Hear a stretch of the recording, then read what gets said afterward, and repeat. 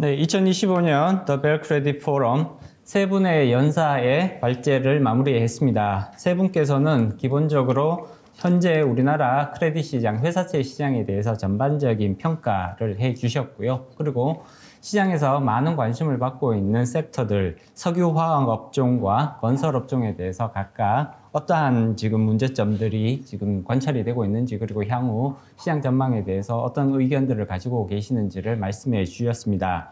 세 분의 발제를 마무리를 했고요. 지금부터는 Q&A 세션을 진행해 보도록 하겠습니다. 먼저 세 분께 공통된 질문을 조금 드려보고 싶습니다. 한국은행에서 2025년 2월 25일에 한국은행이 기준금리를 0.25%포인트 인하를 했죠. 올해 한국은행의 기준금리 인하 횟수에 대해서 많은 투자자분들이 관심을 가지실 수밖에 없을 텐데요. 물론 회사채 시장은 한은의 기준금리 결정과는 약간은 거리를 두고 있는 것이 사실입니다. 신용 스프레드 이런 부분들이 훨씬 더 중요한 영역이기 때문에 약간의 그런 거리감이 있기는 합니다만, 그래도 회사채 시장도 결코 한은의 기준금리 결정에서 자유로울 수는 없다고 평가해 볼 수가 있습니다. 그렇기 때문에 세 분의 전문가분들에게 공통의 질문을 한번 드려보고 싶습니다. 올해 지금 2월 25일 날 한은이 한 번 기준금리를 인하를 했는데, 올해 한은의 기준금리 인하 횟수는 어느 정도 될지, 따라서 이 최종적인 한은의 기준금리 수준은 어느 정도 수준에서 마무리가 될지에 대해서 세 분의 의견을 여쭤보고 싶습니다. 먼저 김상만 상무님, 그리고 김은기 위원님, 그리고 마지막으로 김현원 연구원님, 이렇게 순서로 답변을 해주시기를 부탁드리겠습니다. 예, 기준금리는 제 분야가 아니라 사실 좀 전망하기가 좀 조심스러운 면이 있는데요. 어쨌든 채권시장의 한 참가자로서 제 개인 소견을 말씀드리자면, 제 발표 자료에서도 말씀드렸듯이 저는 이번 포함해서 한 2번 정도 보고 있습니다. 그리고 그게 어쨌든 미국의 통화 정책하고 같이 좀 연동될 수밖에 없는 성격이라고 좀 보고 있고요. 그렇게 되면 현재와 같은 경제 여건이랑 환율 여건이 유지되는 한은 한국도 그렇게 미국에 비해서 많이 내리기는 어렵지 않을까 싶은 게 어떤 배경은 그렇게 생각을 하고 있습니다. 예. 저도 이제 개인적인 소견을 좀 말씀드리도록 하겠습니다. 저희는 이제 올해 사실은 2월달 기준금리 인하한 이후에 저희는 5월달하고 이제 8월달 정도에 이제 2번 정도 추가로 더 인하할 걸로 예상을 하고 있습니다. 원래 사실은 이제 작년 11월 달에 수정 경기 전망 나왔을 때 하더라도 올해 성장률 자체가 1.9였다가 1월 달에 한 1.6에서 1.7로 좀 봤었었는데, 지금 올해 2월 달에 수정 경기 전망에서 1.5로 지금 나왔거든요. 시장 예상보다도 훨씬 더 사실 성장률 자체를 좀 낮게 좀 잡았기 때문에 앞으로 이런 성장률 둔화를 사실은 막기 위해서라도 사실 기준금리 추가적인 인하에 대한 부분에 대해서는 더 클 걸로 보고 있습니다. 2023년도죠. 그때 저희가 성장률이 1.4% 나왔을 때 내수도 안 좋았고 사실은 수출도 안 좋았습니다. 사실 트럼프가 당선된 이 4년 내도록 여전히 사실 수출은 좋지 않을 걸로 보기 때문에 사실 내수 부양에 초점을 맞춘다라고 하면은 사실 점진적인 사실 기준금리 인하에 대한 전망들은 시장에서 강해질 걸로 예상을 좀 하고 있습니다. 좀 추가적으로 추경에 관련됐던 사실은 이슈들도 있긴 하지만, 사실 이 추경이 본격적으로 경제 성장률 저하를 그렇게 뚜렷하게 회복세까지 전환할 정도의 수준이 사실은 아니기 때문에 결국에는 금리로서 사실은 성장 내수를 좀 부양하는 측면이 강할 걸로 예상해서 앞으로 좀 기준금리에 대한 인하에 대한 부분은 클 걸로 보고 있습니다. 물론 이제 시장에서는 미국이 기준금리 인하를 사실은 안 하는데 한국이 그렇게 많이 기준금리 인하할 수 있지 못하지 않느냐, 이런 사실 우려감도 있긴 합니다. 그렇지만 사실 미국도 올해는 기준금리 횟수를 좀 줄이겠지만 인플레이션이 정상화되는 그런 수준, 내년 상반기 정도 수준에 정상화가 되고 지속적으로 중립금리 수준으로 금리를 하향하는 그런 수준으로 감안해 봤을 때 우리나라도 인하할 수 있는 룸은 충분히 있다라고 판단하고 있습니다. 네, 저 역시 금리 쪽은 제 전문 분야가 아니긴 하지만 개인적인 소견을 말씀드리면은 2월에 금리 인하를 포함해서 연 2회 정도 되지 않을까 생각을 하고 있습니다. 물론 이게 내수 진작을 위해서는 추가적으로 2회보다 더 많은 횟수의 금리 인하가 일어날 수도 있겠지만 이게 주택 경기와 그리고 주택 시장의 그 흐름과 그리고 실물 경기 간의 균형을 맞출 필요성을 정부도 느낀다고 생각을 하고 실제로 한국은행이 기준금리 인하 시점이 시장이 예상했던 것 대비 조금 늦춰졌던 측면도 이 주택 경기에 대한 우려가 분명히 작용을 했다고 보고 있습니다. 그래서 금리 인하의 효과가 내수 진작으로 당연히 이어질 수 있다면은 조금 더 많은 횟수의 금리 인하가 있을 수도 있겠지만 사실 최근에도 또 뭐 서울 지역 그리고 특정 좀 수요가 높은 지역들을 중심으로 해서 매수세가 다시 강하게 나타나는 것 등을 보면은 금리 인하는 2월을 포함해서 연 2회 정도 있지 않을까 그렇게 생각이 듭니다. 네, 세 분께서 한국은행 기준금리 인하에 대한 의견들을 전달해 주셨습니다. 기본적으로 회사채 시장을 보시는 이렇게 전문가분들이시기 때문에 기준금리에 대해서 특별히 보통 이제 보고서를 내신다거나 이러시는 편은 아니지만 그래도 이 채권 시장을 오랫동안 경험해 오신 분들이기 때문에 거기에 따른 어느 정도의 전문가적인 식견을 가지고 계신 분들이라고 말씀드릴 수 있겠죠. 먼저 김상만 상무님께서는 올해 2월 기준금리 인하를 포함해서 2회 정도를 지금 예상을 해 주셨고요. 김현 연구원님께서도 동일한 의견을 말씀해 주셨던 것 같습니다. 김은기 위원님께서는 조금 더 많은 3회 정도까지 가능하지 않을까라는 의견을 전달을 해 주셨는데요. 이 세 분의 의견들을 종합을 해보면 최소 그래도 2번 정도는 기준금리, 그러니까 2월 포함해서 2번 정도의 기준금리 인하는 충분히 가능하지 않을까라는 의견들을 가지고 계신 것 같습니다. 여러 채권 시장에 관계하시는 관계자 여러분들께서는 참조해 주시면 좋을 것 같습니다. 개별 발제자들에게 이제 개별 질문을 조금 드려보고 싶습니다. 먼저 이제 김상만 상무님께 질문을 조금 드려볼 텐데요. 지금 대미 직접 투자가 많이 늘어나고 있다라는 말씀을 해 주셨는데 대미 직접 투자가 가장 많은 그룹은 어떤 그룹들이 있는지 그리고 이러한 대미 투자가 기업의 재무 상태에 궁극적으로 어떤 영향을 미칠 수 있을지에 대해서 의견을 말씀해 주시길 부탁드리겠습니다. 예, 제가 아까 발표드렸던 이제 14개 그룹 중에서 대미 투자가 많았던 거는 뭐 최근에 기억하시겠지만 저희가 어쨌든 공급망 재편 관련된 그런 업종들, 그러니까 반도체하고 2차 전지, 그 다음에 이제 기후변화 대응 관련된 그런 그룹들이 이제 많이 투자가 이루어진 걸로 파악이 되고 있고요.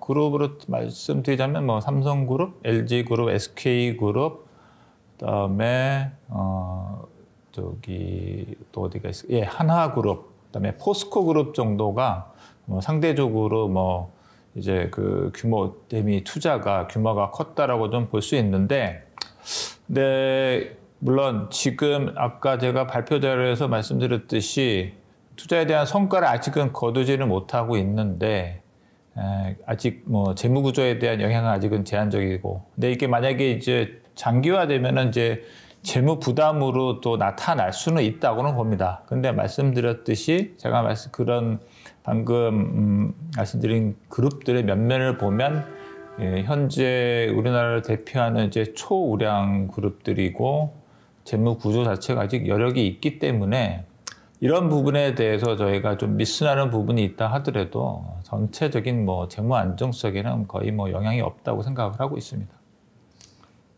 네, 대미 투자가 늘어나고 있는 기업군에 대해서는 지금 말씀을 조금 해주셨고요. 당장 크게 재무 구조에 영향을 미칠 부정적인 충격을 가져올 가능성은 제한적인 수준이다. 그렇게 크게 걱정할 수준은 아니다라는 의견을 말씀해 주신 것 같습니다.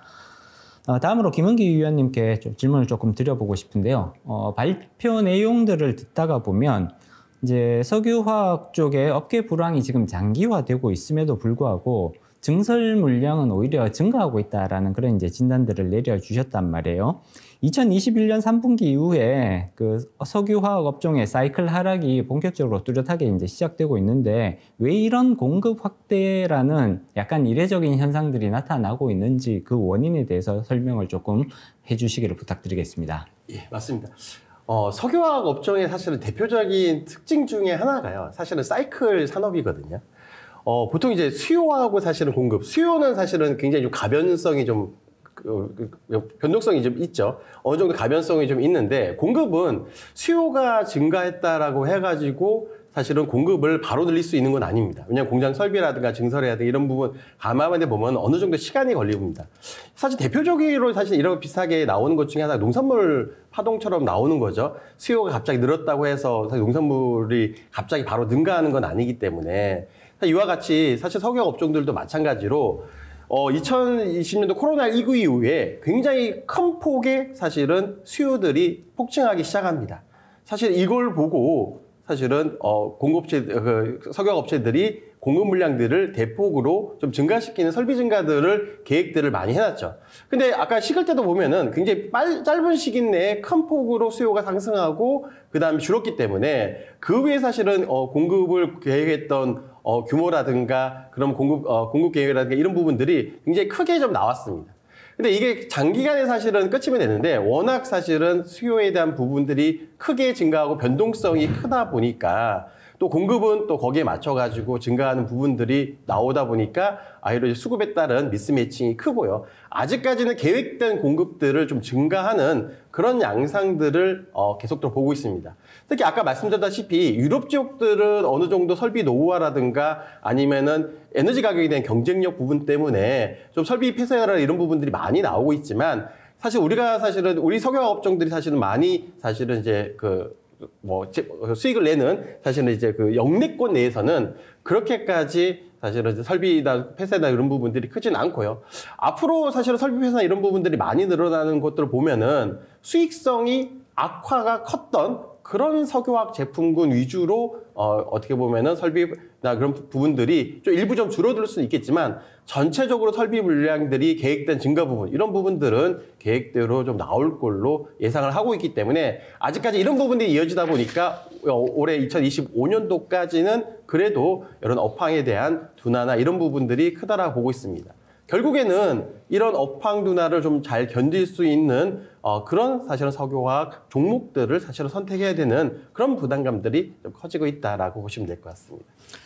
네, 잘 설명해 주신 것 같은데요. 그럼 관련된 질문을 하나만 더 드려보도록 하겠습니다. 지금 이렇게 수급 간에 조금 어떻게 보면 이제 균형이 무너지고 있는 상황인데 이렇게 되면 결국은 석유화학 업종에 있어서 구조조정이 필요한 것이 아니냐, 그리고 거기에 대한 압력이 커지고 있는 것이 아니냐라는 의견들이 당연히 나올 수밖에 없을 텐데요. 만약에 구조조정이 시작이 된다면 그 시기는 언제쯤이 될 가능성이 있다고 보시는지 여기에 대해서 의견을 조금 말씀해 주시길 부탁드리겠습니다. 물론 사실 이제 구조조정에 대한 시점에 대해서는 사실 명확하게 사실은 말씀드릴 수는 없지만 이게 사실은 이제 업체에 대한 사실은 구조조정이보다는 사실은 산업 제품군에 따른 사실 가동률이라든가 아니면 공장 폐쇄에 대한 부분들이 빨라지는 부분들. 아까 초기에도 말씀드렸다시피 좀 수익성들이 좀 안 좋은 제품군들 위주로 이제 증설 물량들을 사실은 포기하는 아니면 이제 그 계획된 부분들을 취소하는 이런 물량들이 제복적으로 늘어나고 있거든요. 이런 부분들이 나타나기 시작하면서 수급 균형들이 좀 맞춰지는 단계가 좀 있다 보니까 결국에는 아까 초기에도 말씀드렸다시피 올해 가장 이제 업황에 대한 이제 거의 업황이 불황이 올해까지는 좀 더 이어질 걸로 보고 있고 결국에는 내년에 수요가 사실 어느 정도 회복되는 국면으로 있다 보니까 전반적으로 이제 어떤 이제 기업들 군에 관련됐던 구조조정보다는 사실은 어떤 석유화학 업종들이 대부분 다 보면은 같은 업종 내에서 여러 가지 다양한 제품들을 생산하고 있거든요. 그래서 일부 사실은 제품들 위주별로 사실은 업체별로 이제 그런 이제 구조조정이나 이런 부분들이 계속적으로 나타났고 어쩌면 이런 부분들이 수익성이 안 좋은 사실은 제품군 위주로 굉장히 가동률이라든가 공장 폐쇄라든가 이런 부분이 나타나는 부분들이 있기 때문에 이런 부분들은 어느 정도 지금 다 이루어지고 있는 모습들을 보고 있습니다. 앞으로 사실은 이제 이런 이제 공장 폐쇄라든가 이제 구조조정 이런 부분보다는 사실은 수요가 어느 정도 이제 빠르게 사실은 회복되는 부분들을 좀 기다려서 그런 부분들을 견디는 그런 양상들이 나올 걸로 예상을 하고 있습니다. 네, 답변 감사합니다. 본격적인 구조조정의 가능성은 현재로서는 그렇게 높아 보이지는 않는다라는 의견을 전달해 주신 것 같습니다. 청취자분들께서도 잘 참고해 주시기 바랍니다. 김영희 연구원님께 질문을 조금 드려보고 싶은데요. 지금 건설업종에 관련된 리스크가 계속해서 이제 낮은, 이렇게 완화되는 것이 아니라 높은 수준을 계속 유지하고 있다라는 그런 평가를 해주셨습니다. 특히 건설업종에 있어서는 정부의 역할이 사실 굉장히 중요하다라는 말씀을 드릴 수가 있을 텐데요. 이런 건설업종 리스크 관리 강화를 위해서 정부는 어떠한 정책적 처방을 내릴 필요성이 있는지 여기에 관해서 조금 의견을 말씀해 주시길 부탁드리겠습니다. 네. 정책의 영역은 사실 굉장히 넓은 부분이라서 이제 그 중에서도 그래도 좀 두 가지 정도만 꼽아서 말씀을 드리자면 1차적으로는 기본적으로 착공이나 인허가 등에 있어서 전체 시장의 수급을 고려하는 정책이 있으면 좋겠다라는 생각을 하곤 했습니다. 그러니까 정책적으로 사실 미분양이 지금 많이 발생을 했을 때 이거를 정부가 나서서 매입을 해주는 것도 해결책이 될 수는 있겠지만 사실 그거는 본원적인 리스크를 해결한다고 보기는 어렵고요. 다만 과거에도 그랬고 지금도 그렇고 지금 지방의 미분양들이 문제가 되고 있는데 지금 특히 뭐 대구시장이나 이런 곳들이 사실 그 지역의 인구나 세대수 뭐 혹은 인구 증가 전망 이런 것들을 고려하지 않고 사업이 굉장히 좀 착공이 몰렸던 경향이 있는 것으로 보여지고 그런 부분에 있어서는 사실 착공 및 인허가의 선제적인 어떤 수급 조정이 조금 부족하지 않았나라는 생각을 하고 있습니다. 그래서 그런 것들을 조금 고려해서 반영할 수 있는 정책이 있으면 좋겠다라는 생각이 첫 번째로 들었고요. 그리고 앞서 말씀드린 것처럼 PF에 있어서도 KDI의 의견대로 자기자본 비중을 높이는 것은 상당히 특히 우리나라 건설업의 중요한 부분이라고 보고 있습니다. 다만 우리나라 건설업계의 특성상 시행사들은 굉장히 자기자본이 과소한 시행사들이 많고요. 그렇기 때문에 결국에는 자기자본 비중을 높인다고 했을 때 이거는 몇몇 대형 건설사들, 그러니까 디벨로퍼로서의 역량이 있는 대형 건설사들 정도가 이렇게 자기자본 비중을 높임에도 기존의 어떤 포트폴리오를 유지할 수 있는 역량을 가지고 있을 거라고 생각을 합니다. 그렇게 되면 사실 건설업체들로서는 이제 자기자본 비중이 높아질수록 그냥 단순 시공을 하는 전통적인 어떤 건설회사, 컨스트럭션 개념의 건설회사와 그리고 이제는 시행과 시공을 같이 하는 어떻게 보면 디벨로퍼로서의 회사, 이렇게 좀 건설업체들도 양극화가 일어나지 않을까 생각이 들고요. 근데 자기자본 비중을 높인다는 것은 결국 건설업체들로서는 뭐 시행사도 그렇고 상당히 작은 자본으로 뭐 10개의 프로젝트를 했다면 이제는 제한된 자본으로 훨씬 더 적은 프로젝트를 수행할 수밖에 없고, 그렇게 되면은 이거는 곧 국내 프로젝트에서의 어떤 사업 축소를 의미하기도 합니다.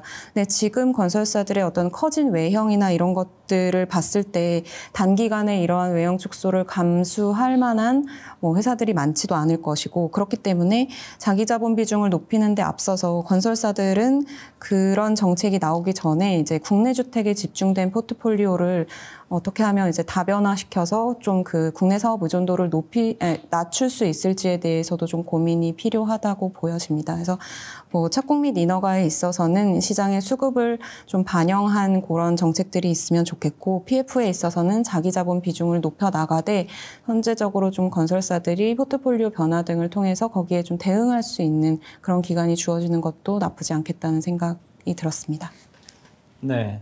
정부 정책 방향성은 중요한 의미를 가진다고 볼 수가 있습니다. 수급과 관련된 이런 이제 부분들을 반영한 그런 이제 정책 결정, 그리고 건설사들의 자기 자본 비중을 확대하는 그런 정책들에 대해서 의견을 전달해 주신 것 같습니다. 각 세 분의 발제자에게 한 가지씩의 질문만을 좀 더 드려보고자 합니다. 대신에 조금 간략하게 이제 답변을 주시기를 다시 한번 부탁의 말씀을 드리고요.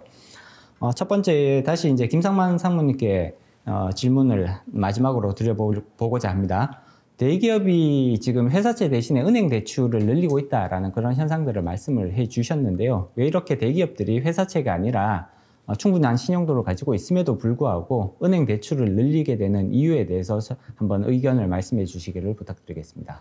예, 근데 그건 약간 통계적인 착시 현상인데요. 보통 이제 은행에서 대출 분류를 할 때 대기업이라고 하면은 좀 보다 넓은 의미의 대기업입니다. 그래서 저희가 이제 회사채를 발행하는 기업들 같은 경우는 대기업 중에서도 기업 생태계, 산업 생태계에서 이제 상위에 있는 그런 기업의 해당하는 사안이기 때문에요. 지금 이제 은행 대출을 늘리고 있는 대기업 같은 경우에는 우리가 회사채를 발행하는 기업보다는 그냥 중견 기업, 그다음에 위주의 대기업이라고 그렇게 보시면 될 것 같습니다. 그래서 이것들을 이제 전혀 이렇게 서로 간에 상충되는 현상은 아니라고 말씀드릴 수 있을 것 같습니다.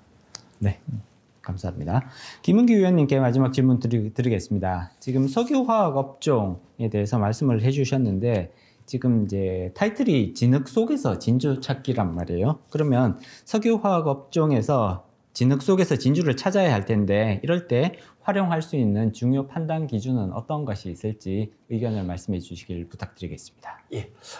사실 가장 중요한 것 중에 하나는 일단은 신용등급에 대한, 그러니까 앞으로 이런 이제 불황들을 잘 견딜 수 있는 사실 신용도에 대한 부분 중에 하나인데요. 물론 전반적으로 이제 수익성 저하라든가 차입금 부분 때문에 순차입금 대비 EBITDA가 좀 많이 좀 증가했습니다. 신평사에서는 아마 순차입금 대비 EBITDA를 아마 신용등급의 판단의 가장 큰 기준으로 삼을 걸로 보고 있고요. 물론 그런 폭이 상승은 했지만 그렇게 크게 상승하지 않은 기업군을 찾는 것이 가장 좀 중요하고요.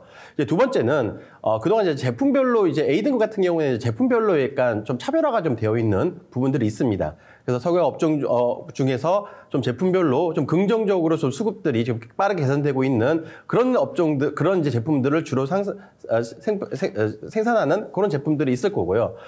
주로 전체적으로 큰 거로 본다 그러면은 A등급보다는 사실은 AA 등급 위주로 사실은 투자가 좀 많이 일어날 걸로 보고 있고요. 등급 전망에 대한 등급에 따른 이제 전망이 좀 업황이라는 부분들이 좋지는 않기 때문에 주로 단기물, 2년물이나 3년물 이내에 그런 이제 종목들을 많이 찾을 걸로 일단 판단을 하고 있습니다. 네, 진흙 속에서 진주를 찾기 위한 팁을 전달해 주신 것 같습니다. 잘 참고해 주시면 좋을 것 같고요. 마지막으로 이제 김영희 연구원님께 사실 우리가 건설업종을 생각을 얘기를 하다 보면 2022년에 발생했던 레고랜드 사태를 떠올리지 않을 수가 없는데요. 그러한 레고랜드 사태 벌써 이제 발생한 지 이제 3년이 가까워지고 있습니다. 이런 위기 상황이 또다시 발생할 가능성, 특히 건설업종에서 대해서는 어떤 의견을 가지고 계신지 말씀해 주시기를 부탁드리겠습니다. 네. 2022년 하반기에는 어떻게 보면 외부적인 요인으로 PF 관련한 유동성이 단기에 이제 자금시장이 경색이 되면서 차환에 상당히 어려움을 겪었었는데요. 지금으로서는 그 정도 수준의 리스크가 다시 발생할 가능성은 높지 않을 걸로 저희는 보고 있습니다. 일단 PF에 국한해서 말씀을 드리면 트리플 B급 같은 경우에는 그 당시에도 사실 차환의 어려움을 많이 겪었었고 어떤 앞서 말씀드린 것처럼 건설업종은 한 회사의 이슈가 생겨도 그게 전체 건설사에 미치는 영향이 굉장히 파급이 크게 나타나는 특징이 있습니다. 그렇기 때문에 당시에도 PF 규모는 뭐 A급이나 AA급에 비하면 크지 않았음에도 불구하고 트리플 B급의 유동성이 상당히 어려움을 겪은 바 있는데요.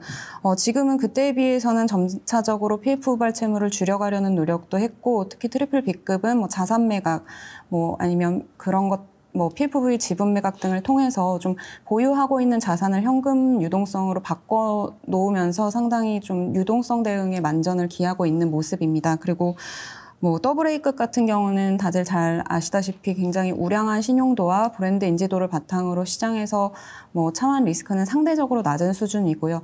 다만 A급에 포진되어 있는 업체들 중에서 이제 지금 PF 우발 채무에 대한 어떤 이벤트가 발생하는 업체가 나타나지 않아야 되는 것이 중요한데, 그 대표적인 이제 롯데건설을 보면은 지금 작년 초에 이제 은행권과의 펀드 조성 등을 통해서 그러니까 유동화증권의 상당 부분은 지금 펀드에 담겨 있는 상태로 만기를 좀 장기화시켰습니다. 그리고 실제로 이제 그 시장에서 유통되는 유동화증권 물량은 과거에 비하면 굉장히 많이 줄어든 수준인데요. 그래서 그런 것들로 인해서 이벤트 발생 리스크를 상당히 줄여나가고 있다고 보고요. 다만 그럼에도 불구하고 사실 PF 리스크는 어느 한 이슈가 발생했을 때도 급격히 안 좋아질 수 있기 때문에 그 롯데건설의 계열 지원 가능성이나 이런 것들을 시장에 이렇게 계열이 확실하게 지원하겠다는 의지를 보인 점도 어느 정도는 좀 긍정적으로 효과를 미칠 수 있다고 보여집니다. 그래서 요약을 하면은 그때와 같이 아무 준비가 없는 상태에서 그런 리스크를 맞이하는 상황은 없겠고 지금 그 이후에 많은 유동성 확보와 계열 지원 등을 확보해 놓긴 했지만 건설업의 특성상 그 잔존 리스크는 항상 좀 가지고 가고 있는 부분이라고 보시면 될 것 같습니다. 네, 감사합니다. 건설업종에서 리스크 수준이 계속해서 높은 수준을 유지하고는 있습니다만 이것이 대규모 크레딧 이벤트로 연결될 가능성은 현재로서는 제한적이다. 그렇게 우려할 만한 수준까지는 아닌 것 같다라는 평가 의견을 주셨습니다. 들으시는 청취자 여러분들께서도 잘 참고해 주시면 좋을 것 같습니다. 오늘 세 분의 전문가, 시장 전문가를 모시고 2025년 우리나라 회사채 시장, 크레딧 시장에 대한 전반적인 현황 평가, 그리고 석유화학 업종, 건설 업종에 대한 현황 및 이제 시장 전망에 대해서 의견을 들어보는 그런 기회를 가져왔습니다. 여러 가지 국제 정세라든지 이런 부분들, 글로벌 경제 환경의 불확실성이 사라지지 않고 계속해서 이어지고 있는 국면이라고 평가를 할 수가 있을 텐데요. 이러한 환경에서 세 분의 전문가들의 의견이 여러분들의 투자 활동이라든지 또는 이제 경제적인 의사 결정에 있어서 분명히 많은 도움이 될 수 있을 것이라는 생각이 듭니다. 잘 활용해 주시고 그리고 이러한 것들을 또 주변의 분들과 많이 토론을 함으로써 더 나은 의사 결정에 유용하게 활용될 수 있기를 다시 한번 희망을 해봅니다. 더벨 크레딧 포럼은 매년 개최되는 크레딧 시장에 있어서의 중요한 포럼 행사라고 평가를 할 수가 있습니다. 시장 환경이 급변할 때 그리고 그러한 환경에 우리가 어떠한 방식으로 적응하고 대처해 나갈 수 있을지를 제안해주는, 제시해주는 굉장히 중요한 토론의 장이라고 말씀드릴 수 있습니다. 이런 토론의 장을 마련해 주신 더벨의 성화용 대표님 그리고 기자분들, 임직원 여러분들께 다시 한번 감사의 말씀을 전달해 드리고 싶습니다. 세 분 발제해 주신 오늘 연사분들께도 감사의 말씀을 전달해 드리고 싶고요. 세 분의 의견들이 여러분들의 의사결정, 투자 활동에 유용하게 활용될 수 있기를 다시 한번 희망해 봅니다. 2025년 더벨 크레딧 포럼 여기서 마무리 짓도록 하겠습니다. 오랜 기간 경청해 주셔서 감사합니다.